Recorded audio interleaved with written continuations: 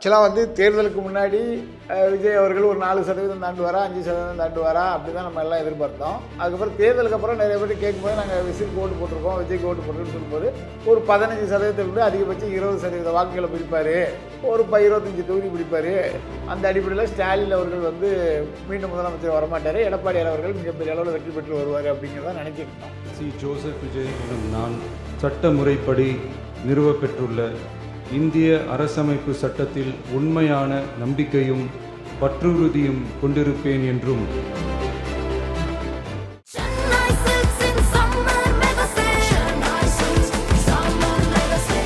The Chennai Silks in Mega Summer Periyar Maniammai Institute of Science and Technology, Tanjavur. RIAC ranked number 17 in India by IIRF. Summer வந்தாச்சு. What's your plan for this holiday? எங்க கிட்ட விட்டுருங்க, நாங்க பாத்துக்கிறோம்.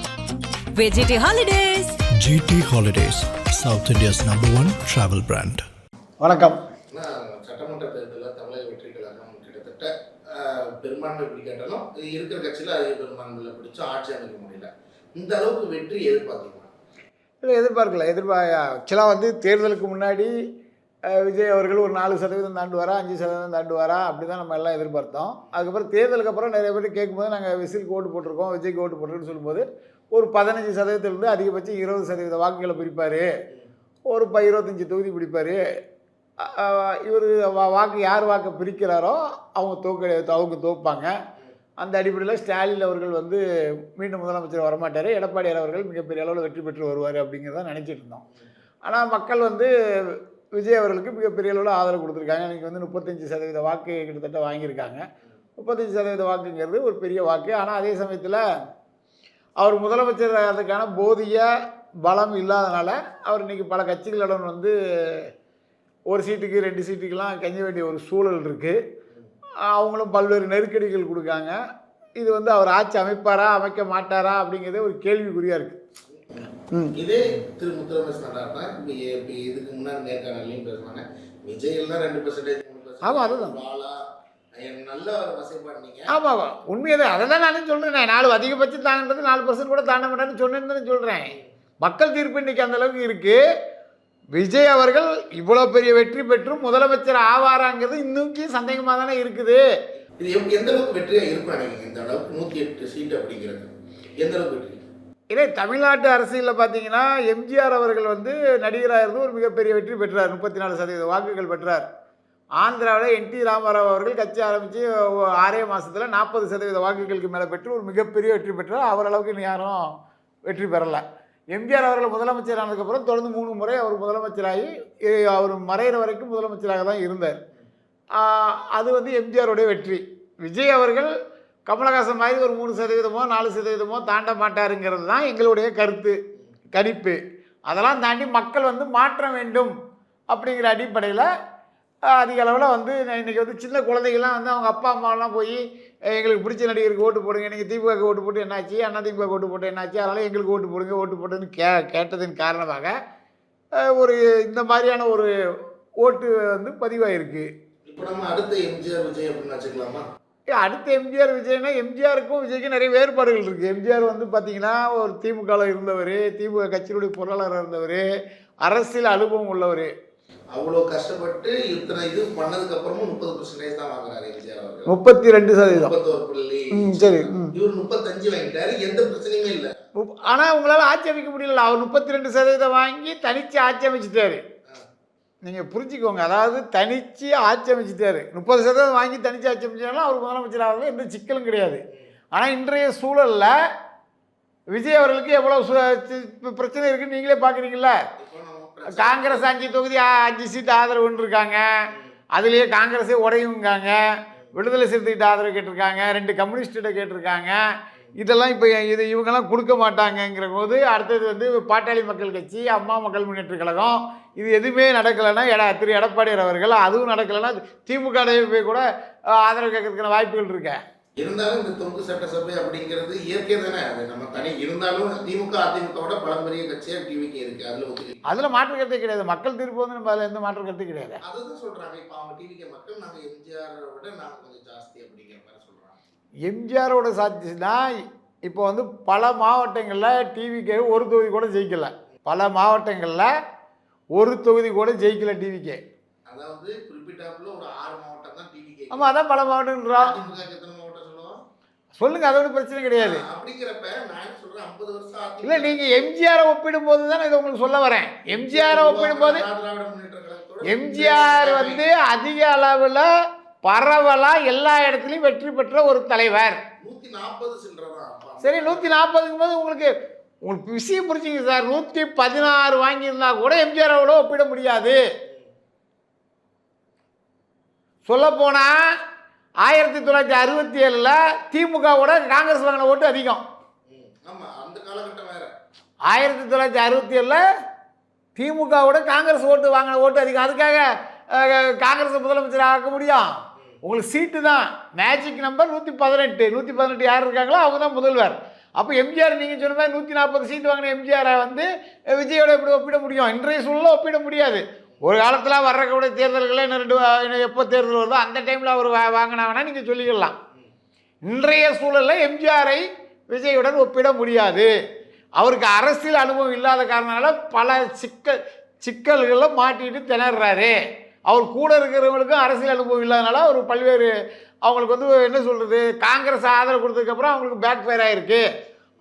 நாங்கள் தான் தனிப்பெரும்பான்மை கட்சி, எங்களுக்கு வந்து முதலமைச்சர் பதவி கொடுங்கன்னு கேட்டிருந்தா நேரத்தே அவர் முதலமைச்சர் ஆகிருப்பார். எங்களுக்கு காங்கிரஸ் 5 ஆதரவு கொடுத்துருக்குன்னு நாங்கள் கூட்டணி ஆச்சுங்கும் போது தான் கவர்னர் என்ன பண்ணுறாரு, இன்னும் 6 தொகுதிக்குள்ள ஆதரவை கொடுங்கன்னு கேட்காரு. இப்போ 108 வேட்பாளரை பார்த்துருந்தீங்களா? ஒரு ஆட்டோ டிரைவர், சாதாரண மக்கள், ஒரு வசதியானவங்களும் இருக்காங்க. இந்த வேட்பாளர்லாம் பார்க்கும்போது எப்படி இருக்கும்? இல்லை, அதாவது இதே நிலைமை எம்ஜிஆர் அவர்கள் முதலமைச்சராக போது வந்திருக்கு. அதாவது 7 ஆட்டோ ரிக்ஷாக்காரரு, ஆட்டோ ஓட்டுறவர் இந்த மாதிரிலாம் வந்திருப்பாங்க. அதெல்லாம் நம்ம வரவேற்கிறோம். எளிய பிள்ளைகள் முதலமைச்சர் சட்டமன்றத்துக்கு போகிறதும் புதிய ஒரு அரசியல் வரலாறு துவக்கமாக நம்ம அதெல்லாம் பார்க்குறோம். அதெல்லாம் வரவேற்கலாம். அதில் இந்த மாற்று கருத்து கிடையாது. அதே சமயத்தில் மிதமிஞ்சிய பணக்காரர்கள், நேற்று கட்சியில் வெளியே வேறு கட்சியிருந்து வந்த ஆட்கள், முந்தானத்து வந்த ஆட்கள்லாம் அந்த கட்சியில் இருக்காங்க, எம்எல்ஏ இருக்காங்க. அது ஒன்றும் பிரச்சனை இல்லை.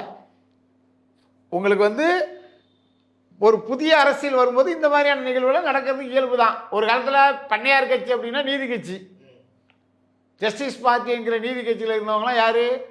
ஜமீன்தார்கள், மிகப்பெரிய கோடீஸ்வரர்கள், அந்த கட்சி. அப்புறம் அதை எதிர்த்து வந்த கட்சி எது? காங்கிரஸ். கொஞ்ச நாள் கழிச்சு அதே காங்கிரஸ் 67 என்னாச்சு, காங்கிரஸ் பண்ணையார் கட்சின்னு சொல்லக்கூடிய அளவுக்கு ஆயிடுச்சு. இன்றைக்கி வந்து திமுக, காங்கிரஸ் எடுத்து வந்த திமுக பண்ணையார் கட்சியாக மாறிட்டு. இது வந்து மாற்றம் ஒன்றும் மாறாதது, அது தொடர்ந்து மாறிக்கிட்டு தான் இருக்கும்.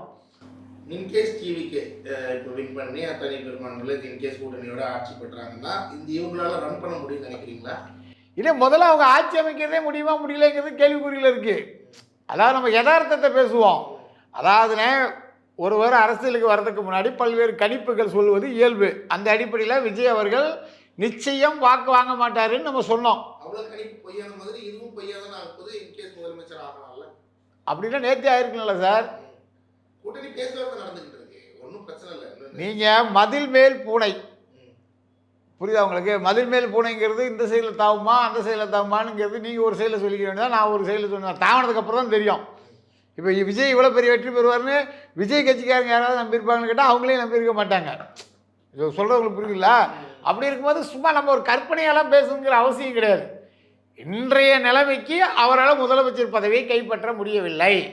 அரசியல் அனுபவம் இல்லாத காரணத்தினால் அவர் கூட இருக்கிறவங்களுக்கும் அரசியல் அனுபவம் இல்லைங்கிறது தான் இதை எடுத்து காட்டுது. நாளைக்கு அவர் முதலமைச்சரானா வாழ்த்துக்கள், சிறப்பான ஆட்சி கொடுக்கறதுக்கு வாழ்த்துக்கள், அப்படி தான் நம்ம பார்க்க முடியும். இப்போ 2014 மோடி அலை வீசிச்சு, மோடி பிஎம் ஆனார். அந்த மாதிரி இது விஜய் அலைன்னு வச்சுக்கலாமா? இந்த விஜய் அலை வீசி அவர் முதல்வர் ஆக முடியலையே. நான் சொல்றது வின் பண்ணையாவது அதிக பர்சன்டேஜ் தனிப்பெருமை எல்லாத்தையும் ஏன்னா அதாவது கூடுதலாக இருக்குது. கரெக்ட், அதில் மாற்றுக்கிறதே கிடையாது. பாஜக வந்து திரு அடல் பிகாரி வாஜ்பாய் அவர்கள் இதே மாதிரி ஒரு நிலைமை ஏற்படும் 13 நாள் மட்டும் பிரதமராக இருந்தார். அதுக்கப்புறம் 13 மாதங்கள் பிரதமராக இருந்தார். அதுக்கப்புறம் தான் 5 ஆண்டுகள் முதல்வர் இருந்தார். வாஜ்பாய்க்கு அதுதான் நிலைமை. இன்றைய சூழலில் தமிழ்நாட்டில் பெருமைக்கான கட்சி வந்து எது? டிவிக்கு. அதில் எந்த மாற்று கருத்து கிடையாது. அதே சமயத்தில் அவங்க வாங்கியிருக்க 35% ஓட்டுக்கு எதிராக தான் 65% ஓட்டு போட்டிருக்காங்க. நீங்கள் அதையும் கருத்தில் கொள்ளணும். இன்றைய சூழலில் அரசியல் என்ன வேணாலும் நடக்கலாம். நேற்று வரைக்கும் திமுக அதிமுக எதிரிகள்னு சொல்லிக்கிட்டு இருந்தவங்களாம் இன்றைக்கி வந்து ஒன்றா சேரக்கூடிய அளவுக்கு பேச்சுவார்த்தை நடந்துகிட்டு இருக்கு. அதே நிலைமை விஜய் அவர்களே திமுக கூட கூட்டணி வச்சாலும் வைக்கலாம், எது வேணாலும் நடக்கலாம். இங்கே நம்ம பொறுத்து இருந்தால் பார்க்கணும். இப்போ இன்கேஸ் ஆட்சி கவிழுங்கிறதும் நடக்காது. ஆட்சியே இன்னும் ஃபஸ்ட்டு இன்னும் பதவி ஏற்கல, அதுக்குள்ள ஆட்சி கவர்மெண்ட் சொல்லுங்க. இன்கேஸ் பெரும்பான்மை இல்லைன்னா கவர்னர் ஆட்சி. ஏன்னா 2 நாளில் முடிவு என்னன்றது எட்டப்படுதுன்னு சொல்கிறாங்க. தாவேக்காவில் இருக்கக்கூடிய சட்டமன்ற உறுப்பினர்களை அவர்களால் தக்க வச்சுக்க முடியுமாங்கிறதுல ஒரு கேள்வி இருக்குது. 108 பேருமே விஜய்ங்கிற முகத்துக்காக வந்தாங்க. கரெக்டு. அதில் வந்து கிட்டத்தட்ட 50 பேருக்கு மேற்பட்டவர்கள் பெரும் பணக்காரர்கள் வந்திருக்காங்க. அது விஜய்ங்கிற போகிறதுக்காக வந்தாங்களா, அரசியலுக்காக வந்தாங்களா, நம்ம பொறுத்து இருந்தால் பார்க்கணும். நம்ம வந்து ஜோசியக்காரர் கிடையாது. நாளைக்கு நீங்கள் அதே நிலைமை திமுகவுக்கு நடக்கலாம். திமுக ஒரு 15-20 பேர் கூட இங்கே வரலாம். எது வேணாலும் நடக்கலாம். நம்ம அதை பற்றி சொல்லலை. அதிமுக வரலாம், எதுலேருந்து வேணாலும் வரலாம். ஏன் விடுதலை சிறுத்தைகள் இருக்கிற 2 பேர் கூட விஜய்கிட்ட போயிடலாம், திருமாவளவனை விட்டுட்டு. எல்லாம் எது வேணால் நடக்கும். அது நம்ம அதை பற்றி நம்ம பேசணும் அவசியம் இல்லை. இன்றைய சூழலில் இப்போ இருக்கிற நிலைமைப்படி பார்த்தால் விஜய் ஆட்சி அமைக்க முடியாது. அதுதான் நிலைமை. இப்போ ஆட்சியே பிடிக்கல, கவர்னர் ஆட்சி வருது, ஒரு 6 மாசத்துல திரும்ப எலெக்ஷன் வருது. அப்போ இதை விட பெரிய வாக்கு வித்தியாசத்துல 6 மாதத்தில் எலெக்ஷன் எப்படி வரும்? 1 வருஷம் வரைக்கும் தள்ளி கொண்டு போகிறதுக்கு அவங்களுக்கு சட்டத்தில் இடம் இருக்குது. 6 மாதம்னு சொல்லப்படும். எக்ஸ்ட்ரா தேவைப்பட்டால் 6 மாதம் பண்ணலாம். அதிகபட்சம் 1 வருஷம். 1 வருஷம் தமிழ்நாட்டில் கவர்னர் ஆட்சி. அந்த 1 வருஷத்துக்குள்ள இப்போ இருக்கிற சட்டமன்ற உறுப்பினர்கள் எல்லாம் எந்த நிலைமையில் இருப்பாங்க, எப்படி இருப்பாங்க, கொள்கையில் உறுதியாக இருப்பாங்களா, இல்லை நீங்கள் சொன்ன மாதிரி குதிரை பேரங்களுக்கெல்லாம் விலை போவாங்களா அப்படின்லாம் நம்ம பொறுத்து தானே பார்க்க முடியும். இப்போ இந்த விஷயத்துக்காக தான் திமுக ஆட்சியில் திரும்ப எலெக்ஷன் வேண்டான்றீங்களா? ஏன்னா செலவு பண்ணியாச்சு, திரும்ப காசு இல்லை. காசு இல்லைன்னு எப்படி சொல்லுவீங்க? காசு இருக்கிறவங்க இருக்கதான் செய்யும். யார்கிட்ட காசு இல்லைன்றீங்க? ஏங்க 2 பேருமே சொல்லலையே. ஓட்டுக்கு 2000 ரூபா கொடுத்தாங்கங்க. ஓட்டுக்கு 2000 ரூபா கொடுத்தவங்கிட்ட காசு இல்லைன்னு எப்படி சொல்றீங்க? ஆமாம், திமுக ஓட்டுக்கு 2000 ரூபா கொடுத்துச்சு இதே பெரம்பூர் தொகுதியில். அதிமுக சில இடங்களில் கொடுத்ததா சொல்லப்படுது, நமக்கு தெரியாது. நான் வந்து பாட்டாளி மக்கள் கட்சி திலகபாமா அவங்களுக்கு தான் வேலை செஞ்சேன். அவங்க 5 பைசா கொடுக்கல. அவங்க மக்கள் நம்பி தான் களத்தில் இருந்தாங்க. அதனால தான் அவங்க ரொம்ப கம்மி ஓட்டு வாங்கினாங்க. 2000 ரூபா ஓட்டுக்கு கொடுத்த திமுக படுதோல்வியை சந்திச்சிச்சு. இப்போ ஒண்ணுமே இல்லாம 108 தொகுதி. ஆமாம், அது உண்மைதானே? ஒத்துக்கிறீங்களா? காசு கொடுக்காம வந்தது. காசு கொடுக்காமனா அவங்களும் சில தொகுதியில் கொடுத்தாங்க. அது வந்து உங்களுக்கு சில காரணத்துக்கே நான் சொல்ல விரும்பலை. சொல்லுங்க. காசு கொடுத்துதான் கொடுத்துருக்காங்க. ஓகே, இறுதியாக கேட்குறேன். இன்கேஸ் ஜிபே பண்ணி விட்டதெல்லாம் இருக்குது. அதெல்லாம் என்னால் ஆதாரத்தோடு சொல்ல முடியும். அது வேண்டாம். காசு கொடுத்து தான் இந்த ஆட்சி வந்திருக்குன்றீங்க. சில இடங்களில், எல்லா இடத்துலையும் கொடுக்கல, சில இடங்களில் கொடுத்துருக்கிறார்கள். அதாவது வேட்பாளர்களுடைய தகுதியை பொறுத்து திமுக அதிமுகவில் வந்த பெரிய பணக்கார வேட்பாளர்கள் பணம் கொடுத்துருக்கிறார்கள். இல்லைன்னா சொல்ல முடியாது. திரு முத்து ரமேஷ் நாடார், இன்கேஸ் எலெக்ஷன் இந்த மாதிரி ரிசல்ட்டுக்கு முன்னாடி இன்கேஸ் டிவிக்கில் கூட்டணி போயிருந்தா இன்கேஸ் நம்ம ஒரு எம்எல்ஏ ஆகிருக்கலாம்னு யோசிச்சது? அப்படிலாம் நம்ம யோசிக்க மாட்டோம். நமக்கு வந்து நம்மளுடைய பார்வை வந்து திமுக காங்கிரஸ் கூட்டணி பெருந்தலைவர் காமராஜரை பற்றியும் நாடார் சமுதாயத்தை பற்றியும் அமைச்சர்கள், நாடாளுமன்ற உறுப்பினர்கள், ஊடக வாய் வியாபாரிகள்லாம் பேசும்போது அவங்க எந்தவித நடவடிக்கையும் எடுக்கலை. அப்போ திமுக ஆட்சிக்கு வரக்கூடாது. திமுக ஆட்சிக்கு வரக்கூடாதுன்னா மாற்று வந்து அண்ணா திராவிட முன்னேற்ற கழகம். அதனால் அண்ணா திராவிட முன்னேற்ற கழகம் வெற்றி பெறணும்னு நினச்சுமே தவிர எங்களுக்கு போய் நாங்கள் எம்எல்ஏ ஆகணும், எம்பி ஆகணும், வாரிய தலைவர் ஆகணும் அப்படிலாம் நாங்கள் நினைக்கல. அப்படி நினச்சிருந்தால் நீங்கள் சொன்ன மாதிரி ஒரு முடிவு எடுத்து நம்ம பேசாமல் விஜய் கூட போயிருந்தோம் ஒரு எம்எல்ஏ இருக்கலாம் நினைச்சிருக்கலாம் மேபி. அப்படி நம்ம நினைக்கல. நம்மளோட நோக்கம் திமுக வீழணும். அது வீழ்ந்துருச்சு, அவ்வளோதான்.